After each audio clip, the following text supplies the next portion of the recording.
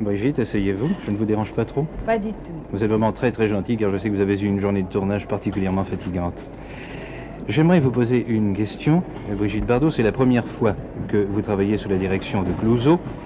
Clouzot n'a pas la réputation d'être un metteur en scène commode. Est-ce que lorsque vous avez appris que vous deviez faire un film avec lui, vous n'avez tout de même pas eu une certaine appréhension? Je le désirais. Pourrait-on savoir pourquoi vous le désirez? Parce que quelle est l'actrice qui ne désire pas tourner un film sous la direction de Clouzot? Vous placez uniquement sur le plan professionnel du metteur en scène. Mais en ce qui concerne les rapports d'interprète à metteur en scène, c'est-à-dire les rapports humains, vous n'avez pas d'appréhension? Je vais vous dire, on raconte tellement de choses sur tout le monde qui sont fausses que je me suis aperçue que c'était une chose fausse de plus, étant donné que M. Clouzot n'est pas du tout le tyran qu'on croit qu'il est.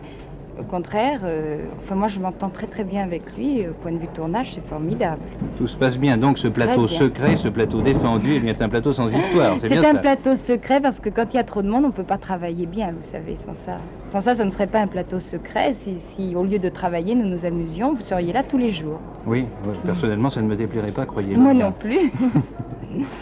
Bon, alors en ce qui concerne le travail, tout se passe bien. C'est donc un plateau sans mystère. La vérité peut être montrée toute nue, si j'ose dire, sans faire de jeu de mots trop facile. Elle n'est pas toute nue. Elle n'est pas toute nue. Non. Certains le déploreront peut-être.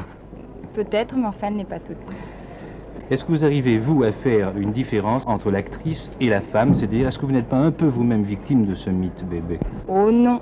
Je ne sais pas qui a créé le mythe bébé. En tout cas, je suis ravie d'être un mythe. N'est-ce Si pas? j'en suis un. Mais je n'y crois pas particulièrement, non. Non. Ça ne vous a absolument pas impressionné? Ça Non, ne vous a pas modifié? Il en faut plus que ça pour m'impressionner. Eh bien alors, s'il en faut plus que ça, je crois que vous ne le serez jamais. C'est gentil.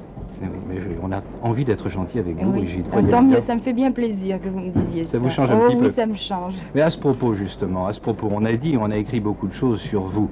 Vous lisez et vous entendez, bien sûr. On a parlé de votre vie privée. Personnellement, j'estime qu'on n'avait pas à le faire. Mais puisqu'on l'a fait, est-ce que vous ne pourriez pas profiter de l'occasion qui vous est offerte aujourd'hui pour mettre les choses au point une fois pour toutes?